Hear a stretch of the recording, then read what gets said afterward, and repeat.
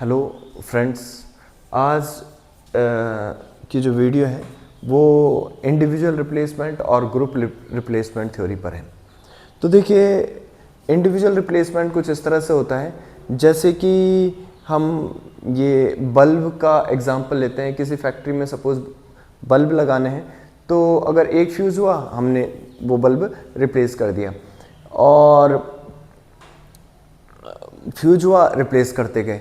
एक होता है group replacement plan. Group replacement plan में ये होता है कि जैसे सपोज हमारी कंपनी में 1000 बल्ब लगे हैं, तो पहले महीने 2 बल्ब फ्यूज हो गए तो हमने वो 2 बल्ब बदल दिए, और अगले महीने 3 फ्यूज हुए, वो भी बदल दिए।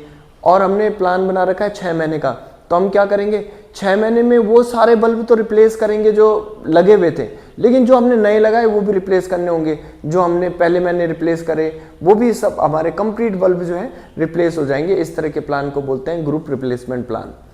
तो ग्रुप रिप्लेसमेंट प्लान के बारे में ही हम यहाँ पर क्वेश्चन डिस्कस कर रहे हैं। मतलब मेरे ख्याल से आपके समझ में आ गया होगा ग्रुप रिप्लेसमेंट प्लान क्या है।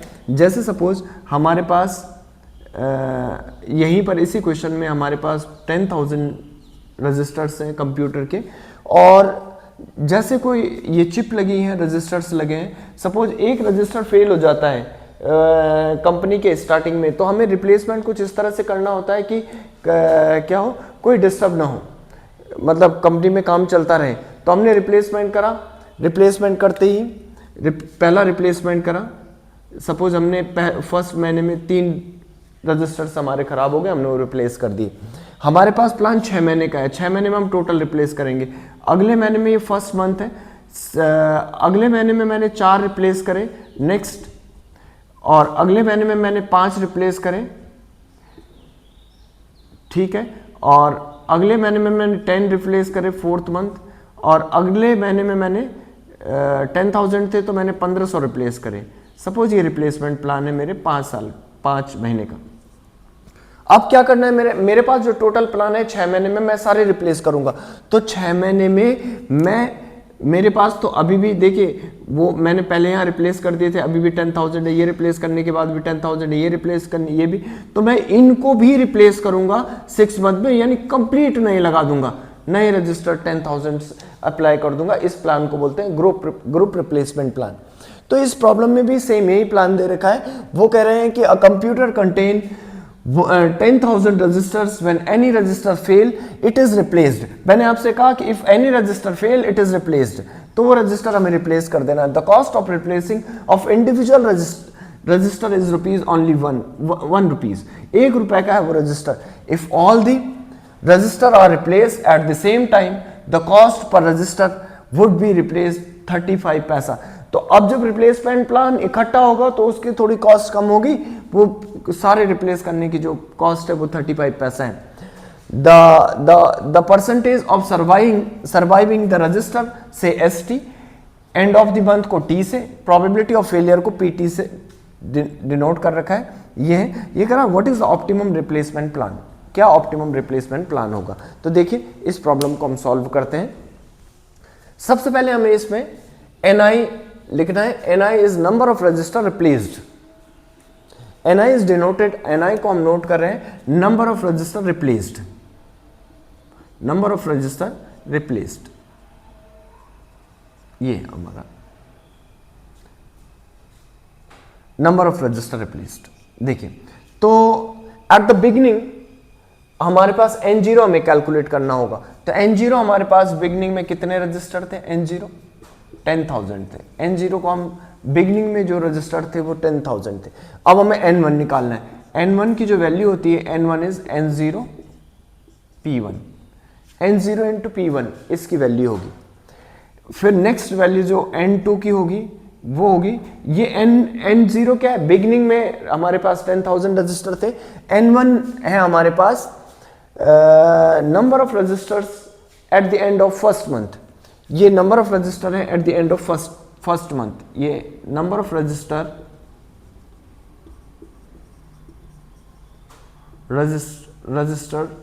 At the end of first month.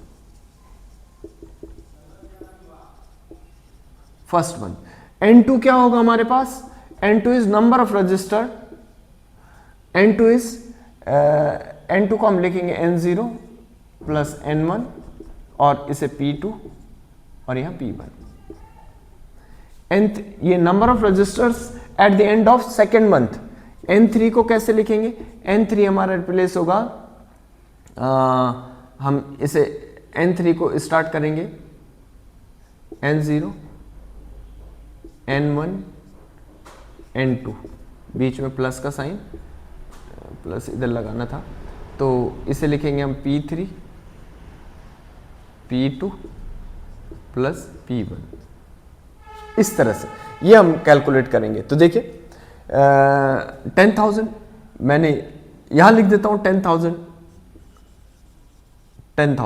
N0 है हमारे पास। देखिएगा N1 कितना है at the beginning, first N1 हम कैलकुलेट कर रहे हैं। N1 होगा N0 into P1, N0 into P1।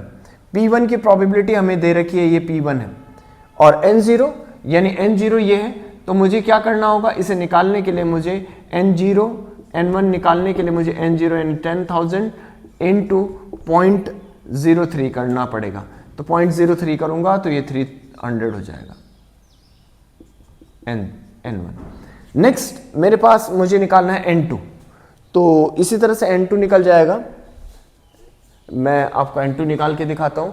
N2 would be, क्या होना है N2 होगा आपका N2 is equal to N0 आपके पास है 10,000 इंटू, मैंने आपसे कहा ये P1 है, ये P2 है, तो P2 हो जाएगा आपका 0.07 प्लस N1 आपके पास 300 है, और इंटू P1।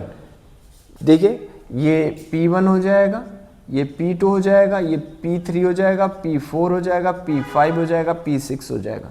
देखिए तो मुझे क्या चाहिए, मुझे P2 चाहिए था, ये हो गया, P1 चाहिए, तो 0.03 ऐसा हमारे पास दे रखा है। तो यहां से तो सीधे सीधे 7,000 हो जाएगा, 700 हो जाएगा, प्लस देखिएगा उसे मल्टीप्लाई कर रहे हैं तो 9 हो गया, 9 3 3 9 709, तो ये 709 हो गया, ये हमारा N2 हो गया। मुझे अब N3 निकालना है, तो N3 निकालने के लिए फॉर्मूला क्या होगा, N3 इज, मैंने आपसे पहले भी कहा कि जो काउंटिंग है वो यहाँ से शुरू करेंगे, N0 N1 N2, तो ये क्या हो जाएगा P3 P2 P1, इस तरह से। तो N0 हमारे पास कितना हो गया, N0 कैलकुलेट कीजिए, N0 मतलब N3 कैलकुलेट कीजिए, तो इस तरह से N3 कैलकुलेशन में आ जाएगा। और जो N3 की वैल्यू मैं आपको, ये आप कैलकुलेट कर लेंगे इस तरह से, तो N3 की वैल्यू मैं आपके पास लिख देता हूं। देखिए N3 इज, हमारे पास जो N3 आया, मैं ये वैल्यू कैलकुलेट करके आपको बता रहा हूं। N3 है 2042। इसी तरह से N4 जो हमारे पास आ जाएगा, N4 is 4171 and N5 is 2030, ये N5 होगा, और N6 इज 2590, N6 होगा। ये कैसे कैलकुलेट करने हैं मैंने आपको बता दिया। N1 क्या रिप्रेजेंट कर रहा है, N1 क्या हमें बता रहा है, N1 बता रहा है कि number of register at the end of first month, number of register at the end of second month, number of register at the end of third month, eight the end of fourth month, eight the end of 5, eight the end of 6। तो इस तरह से हमने calculate कर दी। ऐसे N4 calculate करना होगा तो आप N0 N1 N2 N3 लिखेंगे, P4 P3 P2 P1, इस तरह से आप लगा देंगे, ये फॉर्मूला हो जाएगा, जनरल फॉर्मूला, ऐसा कुछ नहीं। अब नेक्स्ट हमारे पास नेक्स्ट स्टेप आता है, एक्सपेक्टेड लाइफ हमें कैलकुलेट करनी है। तो उसका क्या फॉर्मूला होगा, एक्सपेक्टेड लाइफ बल्ब की, यहां मैं लिख देता हूं, इधर लिख देता हूं एक्सपेक्टेड लाइफ। बल्ब के एक्सपेक्टेड लाइफ कैलकुलेट करने का जो फॉर्मूला होगा वो समीशन XI PI होगा। XI PI देखिए ये एक्सपेक्टेड लाइफ कैलकुलेट करते हैं। यानी देखिए ये तो फॉर्मूला हो गया, मैं इसको ऐसे करके लिख देता हूं, इस तरह से ये है।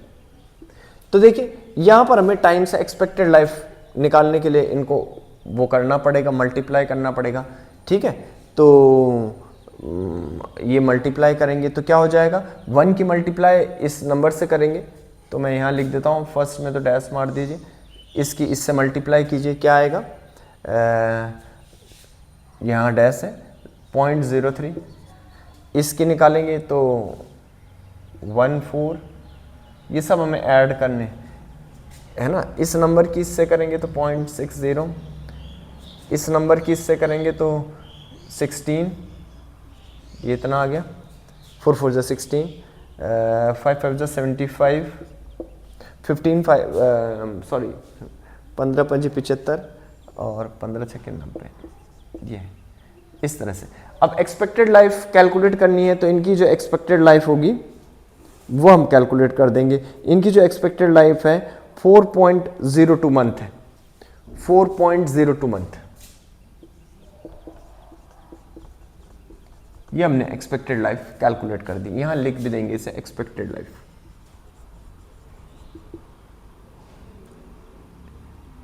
Expected life. नेक्स्ट अब हमारे पास इसके बाद क्या आएगा, एक्सपेक्टेड लाइफ कैलकुलेट कर रहे हैं।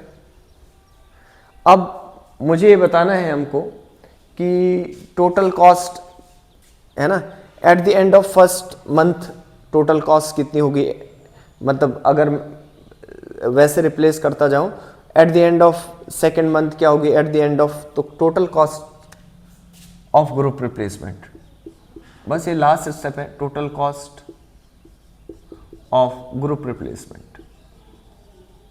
अच्छा, सबसे बड़ी प्रॉब्लम है क्यूमुलेटिव, एक और टेबल मुझे इसमें बनानी पड़ेगी और वो टेबल है एनआई का, क्यूमुलेटिव फ्रीक्वेंसी निकालनी होगी एनआई की, इसकी, तब मैं उसके बाद टोटल कॉस्ट निकालूंगा, CF cumulative frequency of NI, ये हमने निकाल दिया। तो देखिए क्या होगा, NI N0, ठीक है, यहां से स्टार्ट नहीं करेंगे, ये तो एट द बिगिनिंग है, फर्स्ट मंथ से हम लेके चलेंगे। तो फर्स्ट मंथ में यहाँ डैश मार दिया, फर्स्ट मंथ में 300 थे, 300 को इससे हमें ऐड करना होगा, 3 है ना, इससे ऐड करेंगे तो कितना हो जाएगा 10 1009 यानी 1009। इसके बाद 1009 को इससे ऐड करेंगे तो ये कितना हो गया 3051,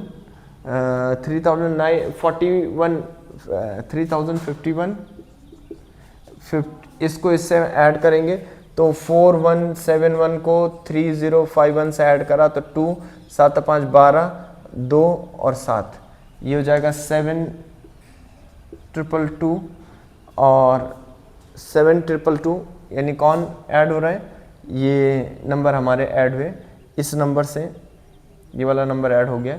अब हमारे पास जो नंबर है 7222 को किससे ऐड करना है, 7222 को ऐड करना है 2030 से, तो ये 2529 9252 आ जाएगा। 952 को किससे ऐड करना है हमको 2590 से, तो ये हो जाएगा 2 4 7 8 9 2 11 12 12842 हमारे पास आ जाएगा। ये हमारे CF हो गया। मतलब ये कहने का मतलब है कि जब हमने रिप्लेसमेंट किया तो at the end of first month 300 transaction register replace हुए, at the end of second month इतने हुए। लेकिन इसका क्या मतलब है, इसका मतलब है कि eight the end of first month 300 replace करें, एट द एंड ऑफ मतलब दूसरे साल तक 2000, देखिए दूसरे साल के दूसरे मंथ के लास्ट में 709 करें, लेकिन टोटल तो हमने इन दोनों का ऐड किया ना, मतलब ये दोनों ऐड करें। अगर आपसे पूछेंगे कि भाई eight the end of second month कितने रिप्लेस कर दिए, तो आप कहेंगे भाई 709 और 300, 709 तो इस महीने के और 300 पहले महीने के, तो ये हो गए। Eight the end of 3 month कितने करें, तो भाई 300 पहले करे थे, 700 दूसरे महीने में करे और 2042 अगले महीने में करे, तो इस तरह से हो गया। अब हम टोटल कॉस्ट निकालेंगे। टोटल कॉस्ट, देखिए क्या टोटल कॉस्ट में फिर उसके बाद हमारे पास एवरेज कॉस्ट हो, बस ये लास्ट होगा। देखिए टोटल कॉस्ट कैसे निकलेगी, टोटल कॉस्ट निकालने का है, जब हम पहले महीने 300 रिप्लेस कर रहे हैं तो जो इनका कॉस्ट है वो कुछ इस तरह से 1 रुपए का बदल रहा है, और जब ग्रुप रिप्लेसमेंट कर रहे हैं तब कितने का हो जाएगा, ग्रुप रिप्लेसमेंट करेंगे तो पूरे 10,000 के 10,000 बदले जाएंगे, 10,000 40 इंटू 0.35 इस तरह से होगा, है ना, हर किसी का इस तरह से होगा। अब eight the end of second month ये रिप्लेस किए जा रहे हैं तो कितना होगा, 1 कॉस्ट हो जाएगी 009 इंटू 1 प्लस, अब पूरे रिप्लेस करेंगे भाई, जब हम हमारे पास टाइम पीरियड आएगा तो पूरे रिप्लेस करेंगे, ये टोटल कॉस्ट हो गई। इस तरह से हमें टोटल कॉस्ट निकालनी है। इसका निकालना है तो ये करेंगे इंटू 1 प्लस 10,000 इंटू 0.35। इनको मैं लिख देता हूं टोटल कॉस्ट को, आपको इस तरह से कैलकुलेट करना है ना। तो टोटल कॉस्ट आपकी कैलकुलेट हो गई, इसको मैं यहां से लिख देता हूं। जो टोटल कॉस्ट है वो कुछ इस तरह से आ जाएगी। देखिए ये टोटल कॉस्ट बन गई आपकी। मेरे ख्याल से आपको क्लियर हो गया होगा जो मैं कहना चाह रहा हूं। तो टोटल कॉस्ट हो गई 3800, अगली 4509, अगला जो कॉस्ट होगा 6551, अगला कॉस्ट होगा 10722, अगला कॉस्ट होगा 12752 एंड नेक्स्ट इज 15442। ये हमारे पास टोटल कॉस्ट आ गई। अब एवरेज कॉस्ट कैसे निकलेगी, एवरेज जो कॉस्ट निकलेगी वो कॉस्ट होगी, हमको मंथ से इसे डिवाइड करना होगा। तो एवरेज कॉस्ट यानी इनसे डिवाइड करना है, total cost upon month, total cost upon month से हम एवरेज कॉस्ट निकाल लेंगे। तो जो एवरेज कॉस्ट है पहले तो इतनी ही रहेगी, इस वाले नंबर को 2 से डिवाइड करेंगे, ऐसे डिवाइड करते जा रहे हैं, तो इस नंबर को 2 से डिवाइड करेंगे कितना आ जाएगा, 4509 को हम 2 से डिवाइड करेंगे कितना आएगा वो हम लिख देंगे, है ना। इस नंबर को डिवाइड करेंगे, इसे 2 से डिवाइड करेंगे तो 4509 divided by 2, 6551 divided by 3, 70722 22 divided by 4, 12752 divided by 5, 15442 divided by 6, ये हो जाएगा। तो इनकी वैल्यू मैं यहाँ लिख देता हूँ, जितनी वैल्यू आ रही है ये आप कैलकुलेटर से आसानी से कैलकुलेट कर सकते हैं। तो ये वैल्यू आ जाएगी 2254, ये वैल्यू आ जाएगी आपकी 2183, अगली वैल्यू हो जाएगी, पॉइंट में लिखा है तो 84 लिख देते हैं हम इसको, अगली वैल्यू जो हमारे पास आ जाएगी 2680, अगली वैल्यू देखिएगा 2550, अगली वैल्यू हमारे पास है 2557।